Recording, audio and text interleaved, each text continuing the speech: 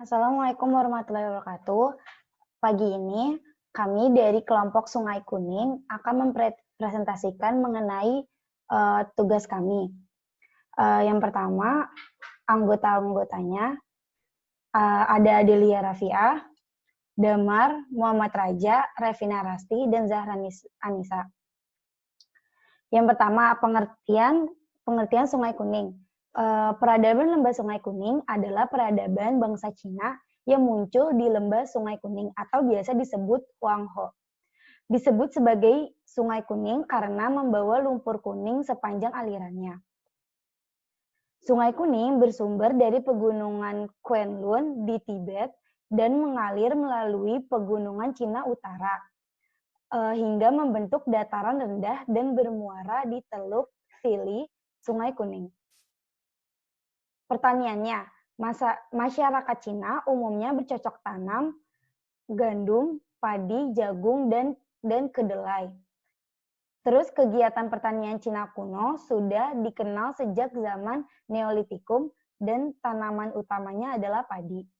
Pada zaman perunggu, prioritas tanamannya adalah padi, teh, kacang kedelai, dan rami.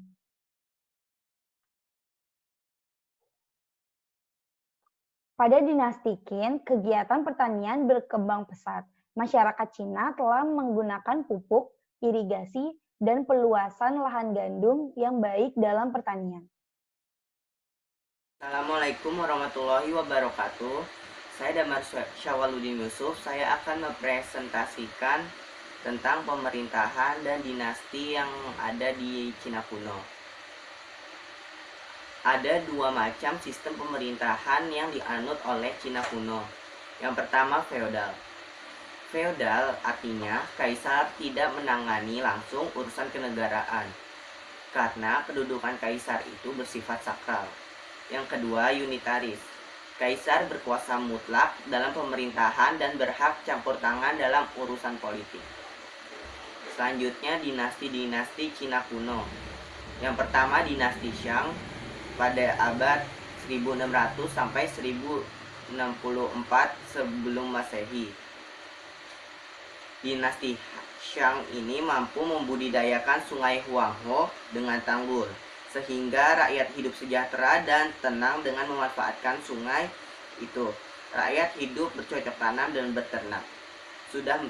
Dinasti ini sudah mengenal tulisan kuno piktograf yang aksaranya disebut Hoji, menyembah dewa Shangti, dan sudah mengenal ilmu astronomi dan penanggalan.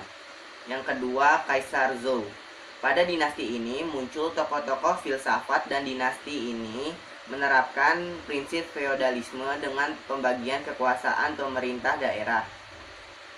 Yang ketiga, dinasti Qin pada abad 221 sampai 206 sebelum Masehi. Pada dinasti ini, dunia pendidikan dan ilmu pengetahuan di Cina berkembang, sehingga membentuk Cina menjadi negara kesatuan yang dipimpin oleh satu orang. Yang keempat, dinasti Han Wuti atau dinasti Han pada abad 211 sampai 202 sebelum Masehi.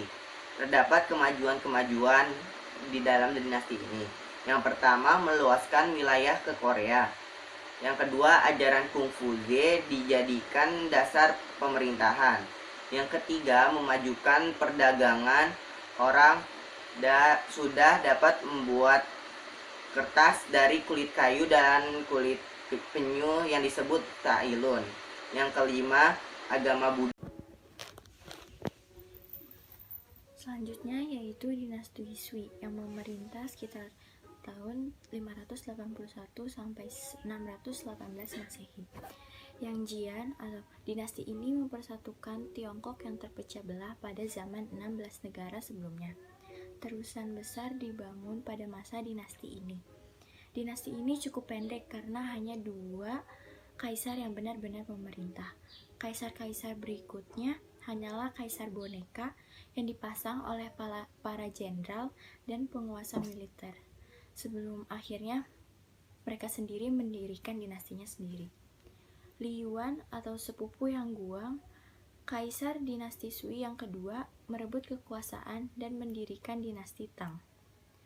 Dinasti Tang 618-907 Masehi. Salah satu dinasti Tiongkok yang menggantikan dinasti Sui dan mendahului periode 5 dinasti dan 10 kerajaan.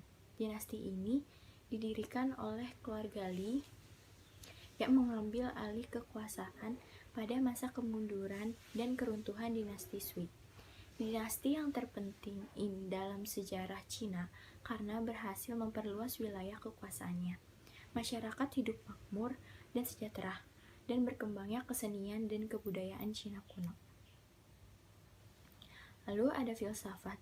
Pada dinasti Zhou lahir 3 ahli filsafat Cina, yaitu yang pertama Lao Tse.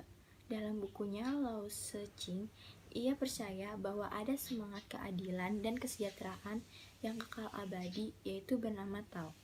Ajaran tersebut disebut Taoisme. Yang kedua ada Konfuse. Menurut ajaran Tao adalah sesuatu kekuatan yang mengatur segalanya dalam alam semesta ini sehingga tercapai keselarasan. Dan yang terakhir ada Mengse, yaitu murid Konfuse yang mengajarkan pengetahuan kepada rakyat jelata, dan menurutnya rakyatnya lah yang terpenting dalam negara. Masyarakat Cina sudah mengenal tulisan sejak 1500 sebelum Masehi yang ditulis pada kulit penyu atau bambu. Pada pemerintahan dinasti Han, seni sastra Cina berkembang seiring ditemukannya kertas. Tulisan. Pada saat itu, masyarakat Cina sudah mengenal tulisan sejak 1500 sebelum Masehi yang ditulis pada kulit penyu atau bambu. Pada pemerintahan dinasti Han, seni sastra Cina berkembang seiring dengan ditemukannya kertas. Kepercayaan. Bangsa Cina menganut kepercayaan kepada dewa-dewi atau politeisme yang dianggap memiliki kekuatan alam. Beberapa dewa-dewi yang disembah oleh bangsa Cina itu yang pertama ada Feng Pa, dewa angin. Terus ada Laisi, dewa angin topan yang digambarkan sebagai naga besar. Terus ada Saisan, dewa penguasa bukit suci. Dan terakhir ada Dewi Pa, dewa penguasa musim semi. Astronomi atau ilmu perbintangan. Masyarakat Cina kuno memiliki banyak ahli astronomi yang membantu dalam pembuatan sistem penanggalan.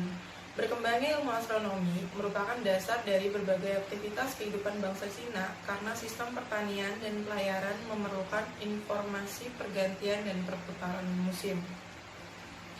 Terus ada teknologi. Perkembangan teknologi bangsa Cina kuno terlihat dari pembuatan barang-barang perdagangan seperti barang tambang, yaitu ada batu bara, ada besi, timah, emas, wolfram, dan tembaga. Ya, saya akan membacakan dari sisi kebudayaannya. Yang pertama, tembok besar Cina atau The Great Wall of China dibangun pada dinasti Qin untuk menangkal serangan dari musuh bagian utara Cina. Tembok raksasa yang panjangnya 7.000 km dan tingginya 16 meter serta lebarnya 8 meter ini dibangun selama 18 abad. Yang kedua, kuil Dewa Beijing. Terbuat dari batu pualam yang dikelilingi 3 peratan yang indah. Di tengahnya terdapat tangga dari batu pualam pilihan dan atapnya dibuat berlapis 3. Yang ketiga, Istana Gugong. Dibangun sangat megah dan indah. Tujuannya sebagai tanda penghormatan terhadap raja atau kaisar. Yang keempat, seni lukis. Perkembangan seni lukis sangat pesat. Bahkan lukisan karya-karya tokoh-tokoh ternama menghiasi dinding-dinding istana. Yang kelima, keramik. Keramik merupakan ciri khas dari karya Cina dan memiliki nilai sangat tinggi, serta sebagai bahan perdagangan di sana. Ya, sekian dari kelompok kami. Kurang lebihnya mohon maaf. Wassalamualaikum warahmatullahi wabarakatuh.